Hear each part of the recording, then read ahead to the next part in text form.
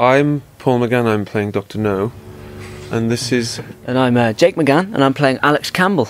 Together working. Is this the first time that you've both worked together? Is it the first time? Because you were here last year, we were... Yeah, did we do we didn't do much together. We didn't do it. No, we didn't. So yes, I think it's fair to say, first time we've worked together. So that must be a real thrill for you both to actually have scenes with really meaty dialogue where you're playing opposite each other. It's going well so far. Yeah, it's interesting. It doesn't feel weird though, which is strange. I thought it would, but it's not as weird as it should be, in a way. Weird in what way? Well, I expected it to be kind of awkward, kind of be a bit nervous, but I'm not at all. You're not. You're flying with it, aren't you? Yeah, it took me by surprise, really. Well, this is a pretty relaxed way of working. Yeah, it's little isolation booths, and it's like lying in a hot bath, isn't it? Yeah. I'm listening to the radio. If there was any pressure, it would be a bit different, but because it's so laid back, it's good fun. You just enjoy it. Yeah. What did you think of the character of Alex when you first read it, Jake? I thought it was a bit close to home, really, because I am from Bristol. I'm a Bristolian student, 17, exactly like Alex, and my dad is my great-grandfather. It's weird. Like, I mean, bespoke scripts. Yeah, talk about typecasting. Let's get Jake in. I know what. Let's make him a 17-year-old Bristol student. Well, I suppose the thing was, we knew you were playing this before it was written. I mean, the script was written with you in mind for the role, but I think all the stuff about Bristol and everything is just sheer fluke. I mean, we didn't know you were in Bristol, so it's one of those really strange... Stop it. You're kidding. It can't be fluke. It has to be a fluke. Honestly, we didn't know you were in Bristol. Really? Yeah. That's a big coincidence there. Yeah. That's the spookiest thing then that's ever happened in Doctor Who ever. Yeah. Well, it would be, I suppose, if Bristol was desolate and there were aliens coming, I suppose. But what are you trying to say? No, I'm just saying, it's not that close to home because, this is sci-fi and there's aliens in a ruined city. Is it? Yeah. It's sci-fi. I thought it was... Oh my God, I thought it was in a documentary or something.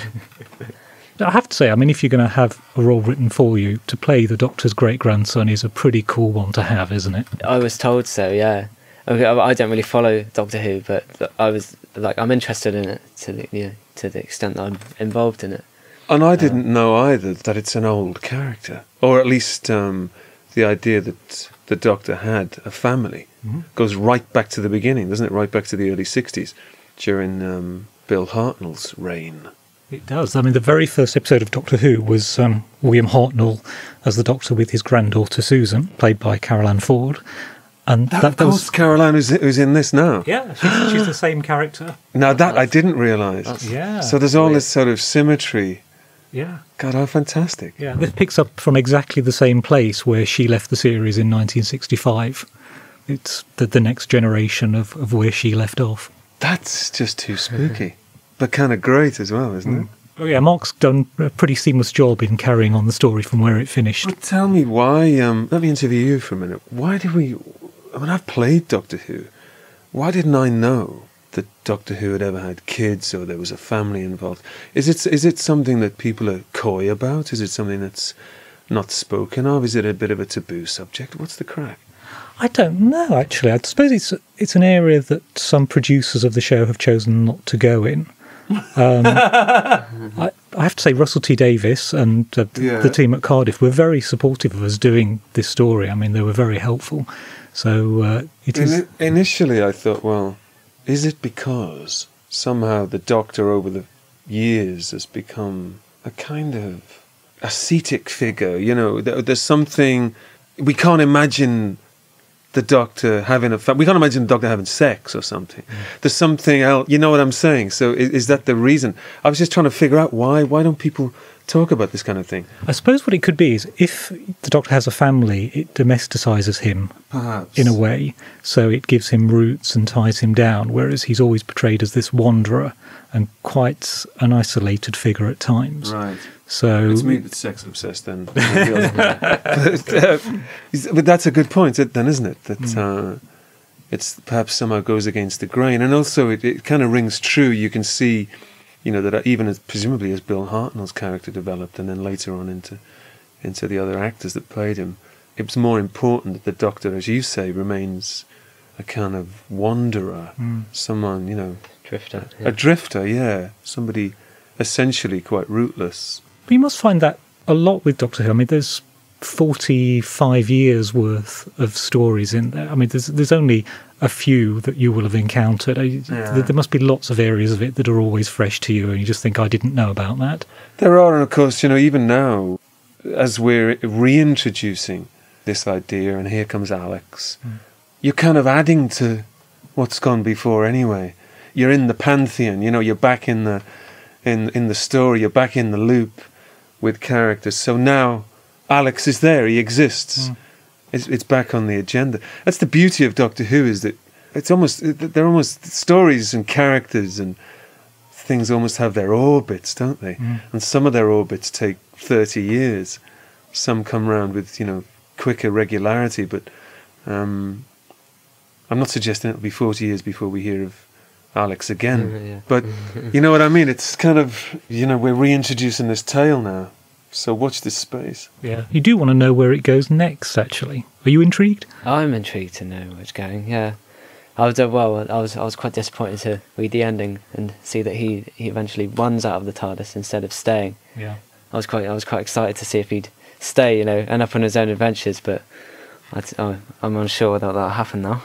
Yeah, well, look, the chances are, if you look at Carol Ann Ford, here she is reprising a character she played 40 years ago. It could well be you're sitting here 30 years from now playing Alex, as some middle-aged Don or something, Who knows? Who knows? It is extraordinary how those characters can run for years, and there's always people who want to hear their stories.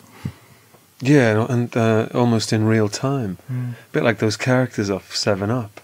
Yes, indeed, yeah. You've been in recently and recorded 9 new stories with Sheridan. How does it feel having put those in the bag? It's always good it's lovely doing them, and it's great to wrap them up and see them out there. I quite like it when I go to these conventions and stuff, and then you see people with the CDs, and because there's not usually that relationship working as an actor with the things that you produce, the things that you do. It's nice to see people turning up with them. Loving them, Let's talk a bit about the cast, because Sanjeev Bhaskar came in, and you were really chuffed to see him on the cast list, weren't you? I was. He's an old mate anyway, and a fantastic actor. We've had some really good people in this week, I think. Leslie Ash, I think, is fantastic.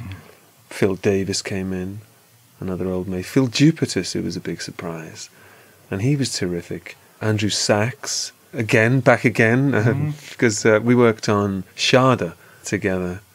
So, people keep coming back. It's nice. It's a family gig. Yeah, I love the fact we can say to Phil Jupitus and Phil Davis, come in and play robots, and they'd love it, and they throw themselves into it, and, it's just a wonderful atmosphere, isn't it? It is, and it's kind of... I was talking, because Phil, a couple of days later, I did a charity gig with Phil in Bristol, and we were in the bar afterwards having a beer, and we were yakking about the week, and he was saying how much he'd enjoyed coming in and doing Doctor Who, and... it's always cooler than I think it is. That is, there's the people out there always think, God, yeah, I'll do that. I mean, I'll do it for nothing, and I'm always quite, I don't know why, I'm always quite surprised at that. Yeah, I mean, but we do the calls to agents trying to book people, and it's more often than not, I go, well, definitely. It's that kind of atmosphere. So that's good, that's gratifying.